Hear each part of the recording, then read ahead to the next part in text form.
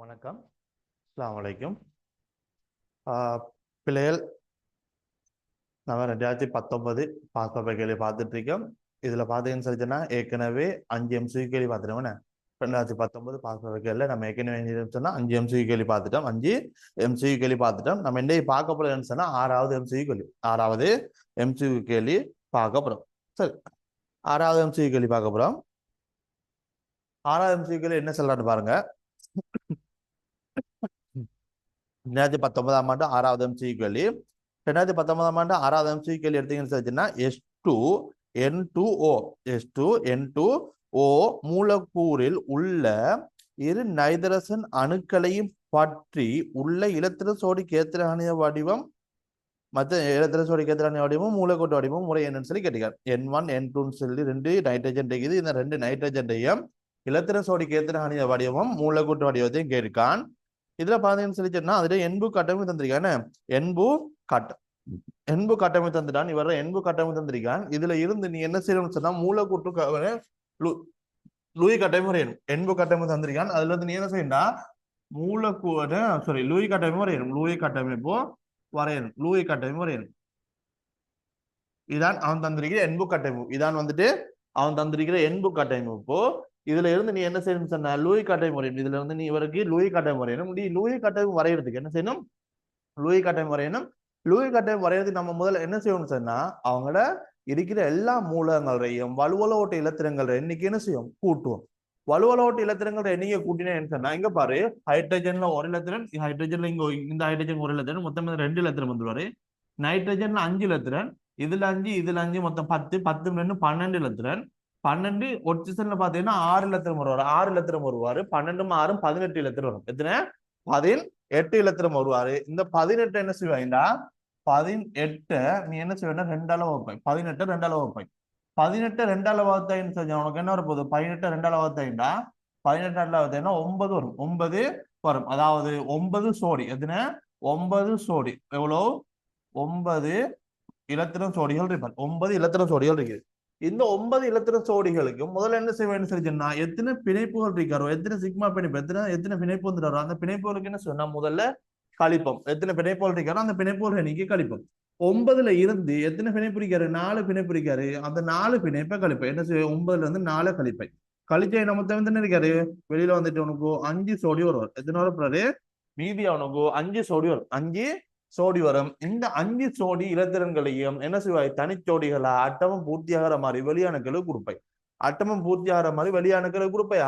வெளியானுக்கு கொடுத்த என்ன செஞ்சு என்ன வந்துருவாருன்னா இதுல பாத்தீங்கன்னா 5 சோடி இருக்காரு. 5 சோடி இருக்காரு.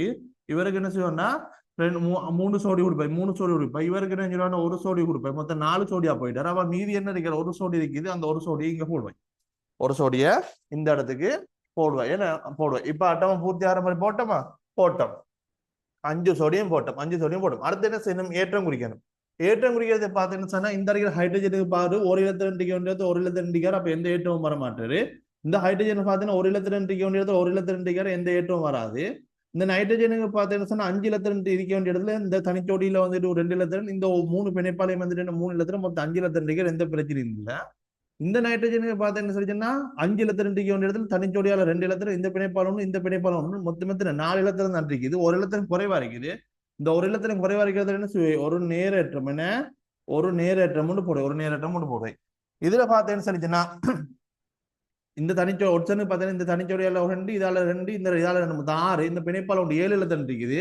6 இலத்திரன் இருக்க வேண்டிய இடத்துல 7 இலத்திரன் இருக்காரு. அப்போ ஒரு இலத்திரம் கூட இருக்கு என்ன போடுவாய் நீ? ஒரு மைனஸ் போடுவாய். ஒரு இலத்திரம் கூட இருக்குது, ஒரு மைனஸ் போடுவாய். அப்ப இதுல ஒரு பிளஸ், இங்க ஒரு மைனஸ். என்ன அடுத்து என்ன செய்வீங்கன்னு சொல்லிச்சுன்னா இங்க பாரு, பக்கத்து பக்கத்துல பிளஸ் மைனஸ் இருந்தாருன்னா மைனஸ் இருக்கிற இடத்துல இருந்து ஒரு தனிச்சோடியை கொடுத்து ஒரு பைப் பிணைப்புன்னு உருவாக்கும்.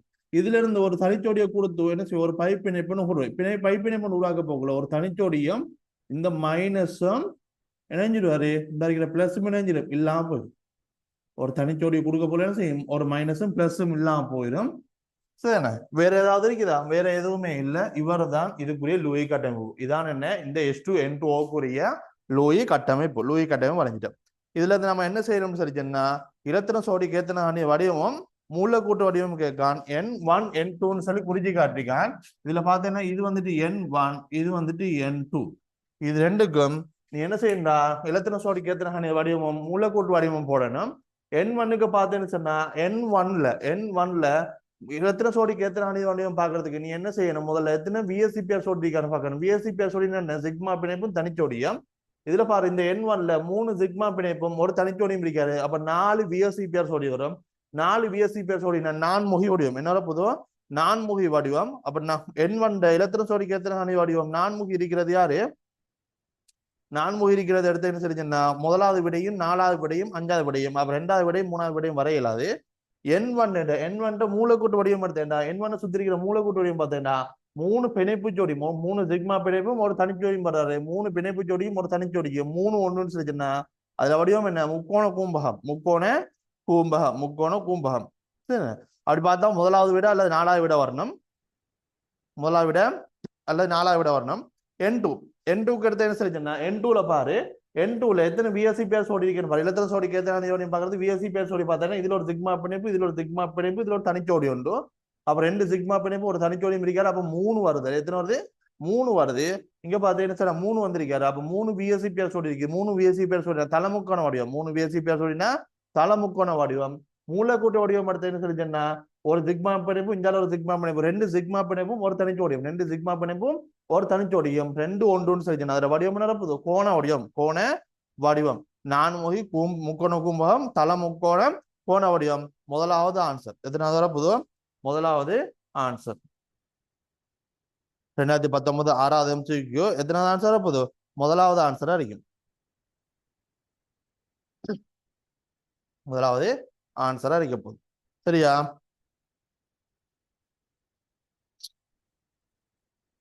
அடுத்தது 2019 7வது MCQ கேளுங்க. 7வது MCQ என்ன சொல்றீங்கடா? பென்சிலின் பரிவு கலப்பினம் பின்வருமாறு தரப்பட்டுள்ளது. பென்சிலின் பரிவு கலப்பினம் வந்து பின்வருமாறு தரப்பட்டுள்ளது. முதலாவது கூட்டல் பாத்தீங்கன்னு சொல்லி சொன்னா முதலாவது கூட்டல்ல பரிவு கலப்பினம் வந்துட்டு என்ன மாதிரி தந்திருக்கான்?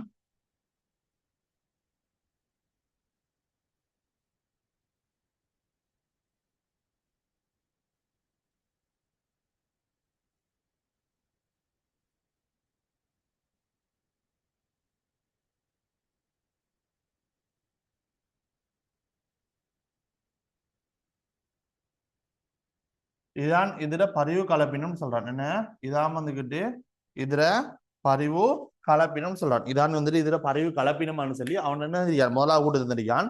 2வது கூட்டில் பார்த்தீங்கன்னா பென்சிலின் எல்லா 6 கார்பன் அணுக்களும் வந்து sp2 கலப்பாக சொல்லியிருக்கான். 3வது கூட்டு பென்சிலின் எவ்வையேனும் இரு கார்பன் அணுக்களிடையே உள்ள பிணைப்பு நீளங்கள் ஒரே பெருமானத்தை கொண்டிருக்குன்னு சொல்லியிருக்கான். அடுத்தது பென்சிலின் எல்லா கார்பன் பிணைப்புகளுக்கும் ஒரே பெருமானத்தை கொண்டுள்ளது ஒரே தளத்தில் காணப்படுது. சரி பார்ப்போமே. கேள்வி பாருங்க. முதலாவது கூட்டு என்ன சொல்லிங்கன்னா பென்சீனின் பரிவு கலப்பின பின்வருமாறு காட்டப்பட்டுள்ளது. கேள்வி என்ன? தவறான கூட்டு. கேள்வி என்ன சொல்லிச்சுன்னா தவறான கூட்டு சொல்லியான். பென்சீனின் பரிவு கலப்பின பின்வருமாறு காட்டப்பட்டுள்ளது சொல்லியான். இங்க பாரு பரிவு கலப்பின இந்த மாதிரிக்கும் சரியான். இது வந்துகிட்டு பரிவு கலப்பினம் இல்ல. இது வந்துட்டு என்ன சொன்னா பரிவு கட்டமைப்பு. இது வந்துட்டு என்ன? பரிவு கட்டமைப்பு. இது வந்துட்டு என்ன? பரிவு கட்டமைப்பு. பரிவு கலப்பினம்ன்றது இந்த மாதிரி வரும்.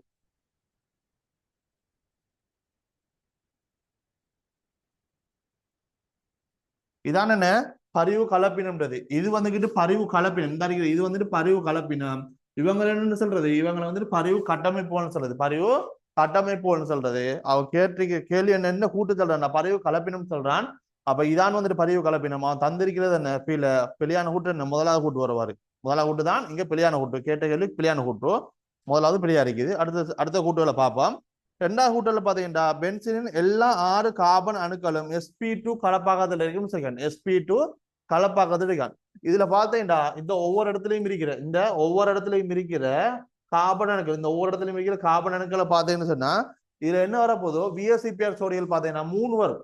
அதாவது இதுல ஒரு சிக்மா பிணைப்பு, இதுல ஒரு சிக்மா பிணைப்பு, இங்க ஹைட்ரஜனுக்கு ஒரு சிக்மா பிணைப்பு வரும். அதே மாதிரி இதுல ஒரு சிக்மா பிணைப்பு, இங்க ஒரு சிக்மா பிணைப்பு, இதுல ஒரு ஹைட்ரஜன் ஒரு சிக்மா பிணைப்பு. இந்த மாதிரி என்ன செய்யும்? எல்லா கார்பன் அணுக்களும் சிக்மா பிணைப்புகள் வந்துட்டு பாத்தீங்கன்னா 3 வரும். தனிச்சோடிகள் இருக்க மாட்டு. VSEPR சோடிகள் வந்துட்டு இங்க 3. VSEPR சோடி 3ன்னு சொல்லிச்சுன்னா அங்க என்ன கலப்பு? sp2 கலப்பா இருக்கும். எல்லா கார்பன் அணுக்களும் sp2 கலப்புல தான் இருக்கும். sp2 கலப்புல தான் எல்லா கார்பன் அணுக்களும் இருக்கும். சரிதானே? அடுத்தது பார்த்தீங்கன்னு சொல்லுன்னா மூணாவது ஹூட் என்ன சொல்றான், ரெண்டாவது ஹூட்டு சரி, ரெண்டாவது ஹூட்டும் சரி. மூணாவது ஹூட் என்ன சொல்றான், மூணாவது ஹூட்டு பார்த்தீங்கன்னா பென்சீனின் எவையேனும் இரு கார்பன் அணுக்களிடையே உள்ள பிணைப்பு நீளங்கள் ஒரே பெருமானத்தை கொண்டிருக்கும் சொல்கிறான். பென்சீனில் எவையேனும் இரு கார்பன் அணுக்களிடையே உள்ள பிணைப்பு நீளங்கள் ஒரே பெருமானத்தை கொண்டிருக்கும் செய்யணும். அந்த கூட்டு என்ன சரி. இங்க பாரு, ரெண்டு பரிவு கட்டமைப்புகள் வந்ததுக்கு என்ன இது என்ன செய்யணும், பரிவு கலப்பாக மணைஞ்சு ஒவ்வொரு எது சரி ரெண்டு கார்பனு கிடைப்பு கார்பன் ரெண்டு கார்பனு கிடையில அதுல பிணைப்பு வருஷம் வரப்போகுது. பிணைப்பு வருஷம் வந்துட்டு 1.5 வரும். பிணைப்பு வருஷம் 1.5 வரும்.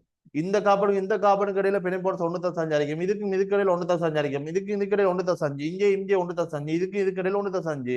எல்லாம் ரெண்டு கார்பன்களுக்கு இடையில இருக்கும். அடுத்தடுத்த கார்பன்களுக்கு இடையில பிணைப்பு வருஷம் வந்துட்டு வரப்போகுது 1.5 வரும். நம்மளுக்கு என்ன சொல்றாண்டா, எல்லா கார்பனுக்களும் இடையில இருக்கிற பிணைப்பு நீளங்கள் எப்படி இருக்கும், சமனா இருக்கும். பிணைப்பு வருஷம் வந்துட்டு சமன் ஆக பிணைப்பு நீளங்களும் சமனா இருக்கும். நம்மளுக்கு என்ன சொல்லலாம் கூறலாம். ஆக நம்மளுக்கு என்ன மூணாவது கூட்டு சரி. மூணாவது கூட்டு என்ன சரி. அடுத்தது நாலாவது கூட்டு என்ன சொல்லலாம், பென்சீன் எல்லா கார்பன் பிணைப்பு கோணங்களும் கார்பன் ஹைட்ரஜன் பிணைப்பு கோணங்களும் ஒரே பெருமானத்தை கொண்டுள்ளன்னு சொல்லியான். என்ன கூட்டு சரி. என்னப்பா 120 பாக இருக்கும். என்ன மூணு கோணம் என்ன 120 பாக இருக்கும். இங்க பாரு, கார்பன் பிணைப்பு கோணம், இந்த கார்பன் பிணைப்பு கோணம்ன்றது என்ன, இந்த கோணமும் கார்பன் ஹைட்ரஜன் இதெல்லாம் ஹைட்ரஜன் போதும். இந்த பிணைப்பு கோணம் என்ன சமன்னு சொல்றான். இந்த மூணு கோணம் எப்படி இருக்கும், இந்த கோணம் மறைக்கலாம், இந்த கோணம் மறைக்கலாம், அல்லது இந்த கோணம் மறைக்கலாம். மூணு கோணங்கள் எப்படி இருக்கும், சமனா இருக்கும். இந்த மூணு கோணங்களும் சமனா இருக்கும். இந்த மூணு கோணங்களும் சமனா இருக்கும். அது எவ்வளவு இருப்பது 120 பாகை இருக்கும். ஆக அந்த நாலாவது கூற்று சரி. நாலாவது கூற்று சரி. அடுத்து அஞ்சாவது கூற்று சொல்றா, பென்சீனின் எல்லா ஐதரச அணுக்களும் ஒரே தளத்தில் உள்ளனன்னு சொல்கிறான். பென்சீனின் எல்லா ஐதரச அணுக்களும் ஒரே தளத்தில் உள்ளனன்னு சொல்கிறான். என்ன அந்த கூற்று சரி. பென்சீன் எல்லா ஹைட்ரஜன் அணுக்கள் மட்டும் இல்ல, பென்சீன்ல இருக்கிற 12 அணுக்களும் என்ன 12 அணுக்களும் ஒரே தளத்துல இருக்கும். பென்சீன்ல இருக்கிற 12 அணுக்கள் எப்படி இருப்பாரு, ஒரே தளத்துல இருக்கும். பென்சில் இருக்கிற எல்லா 12 அணுக்களும் வந்துட்டு எப்படி இருக்கும்னா 6 கார்பன் அணுக்கள் இருக்கும், 6 ஹைட்ரஜன் அணுக்கள் இருக்கும். இது எல்லாமே ஒரே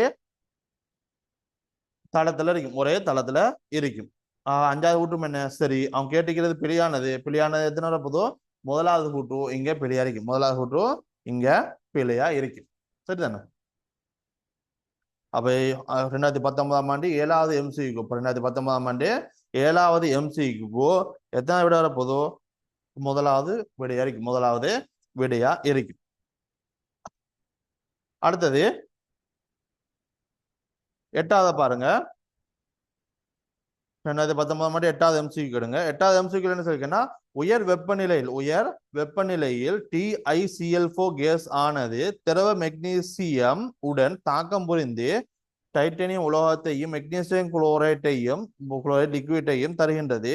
TaCl4 கேஸின் 0.95 கிலோகிராம், அதாவது 0.95 கிலோகிராம் 950 கிராம் மெக்னீசியம் லிக்விடின் 97.2 கிராம் மூலம் தாக்கம் புரிய செய்யும் போது முற்றாக செலவிடப்படும் தாக்கியம், அதாவது எல்லைப்படுத்தும் தாக்கிய சொல்றான். அடுத்து வந்து டைட்டானியம் உலோகத்தை உண்டாகும் அளவும் முறை எவ்வளவுன்னு சொல்லி கேட்டியான். சரி பார்ப்போமே.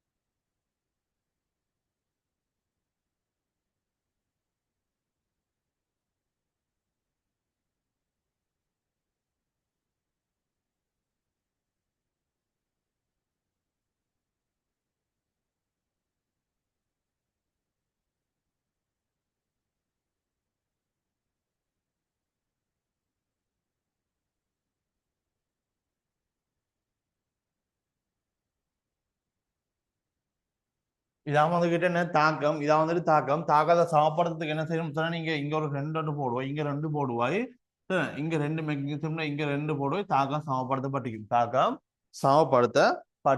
இதான் வந்துட்டு என்ன தாக்கம் சமப்படுத்தப்பட்ட தாக்கம் இதான்.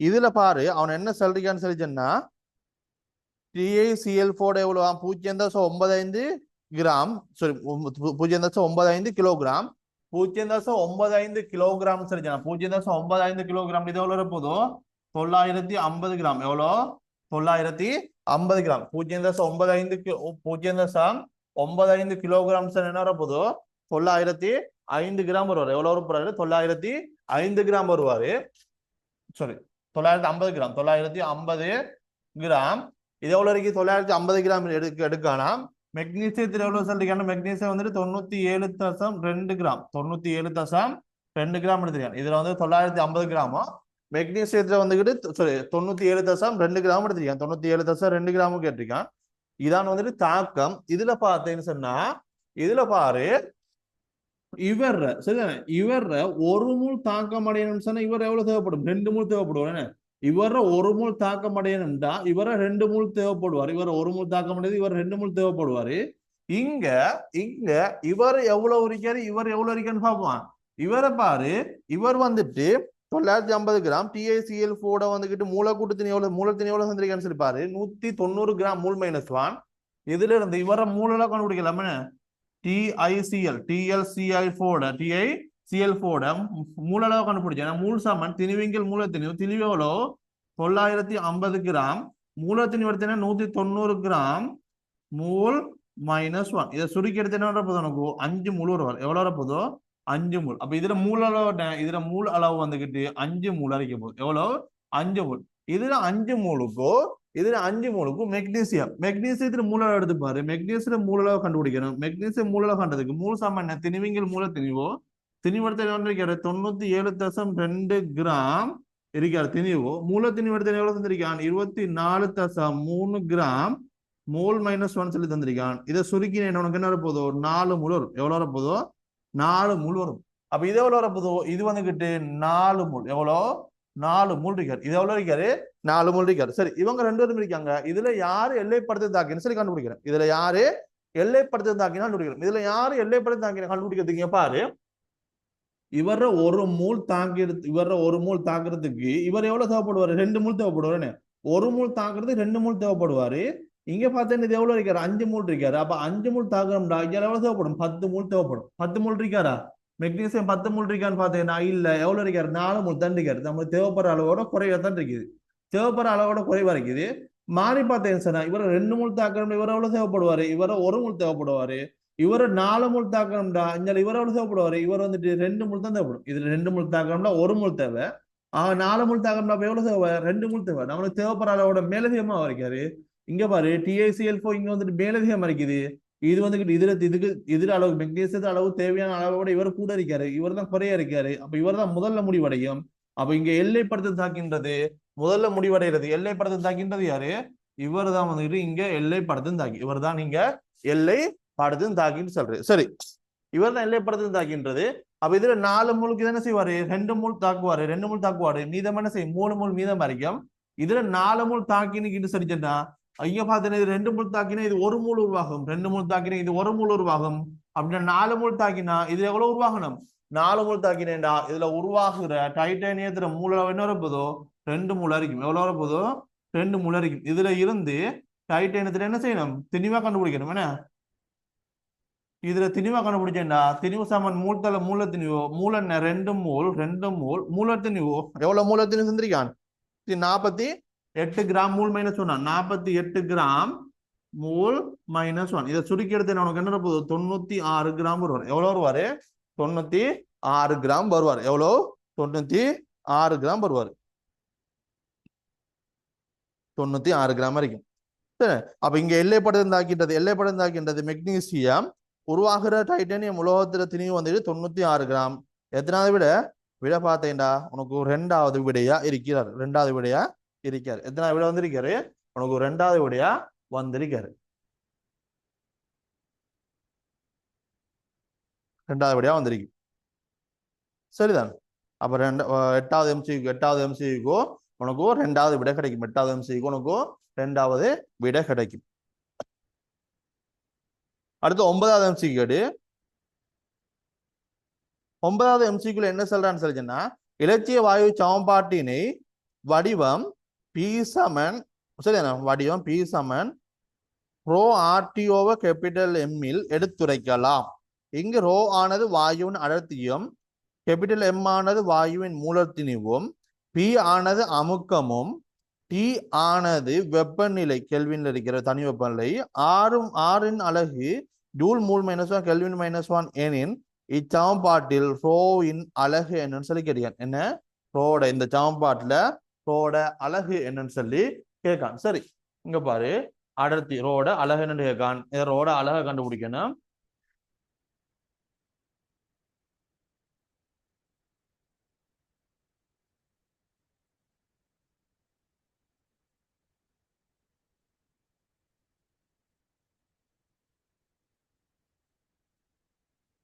சரி, பாப்போம்.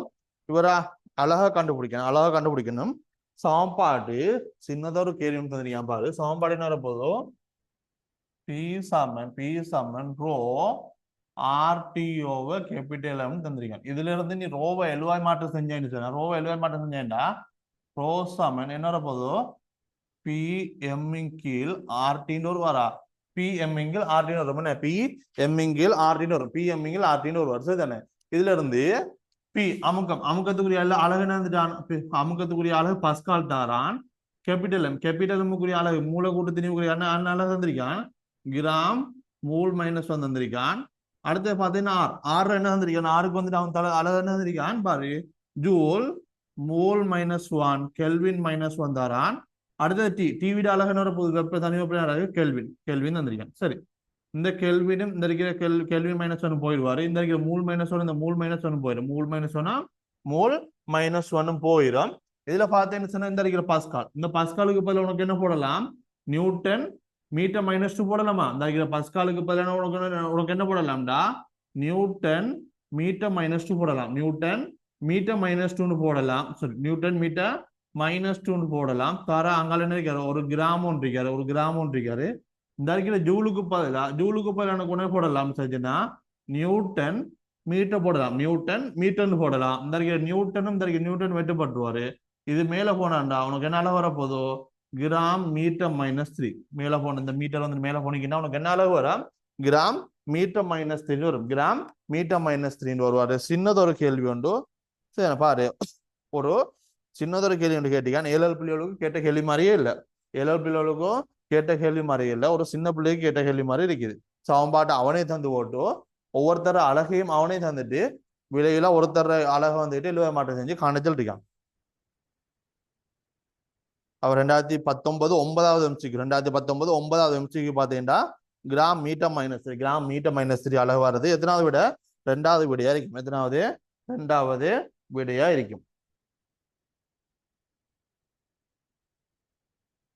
2வது விடையா இருக்கும். அப்ப 2019 9வது எம்சிக்கு 2019 9வது எம்சிக்கு கேள்விக்கு 2019 9வது எம்சிக்கு கேள்விக்கு உனக்கு ஒரு 2வது விடை கிடைக்கும். 2வது விடை கிடைக்கும்.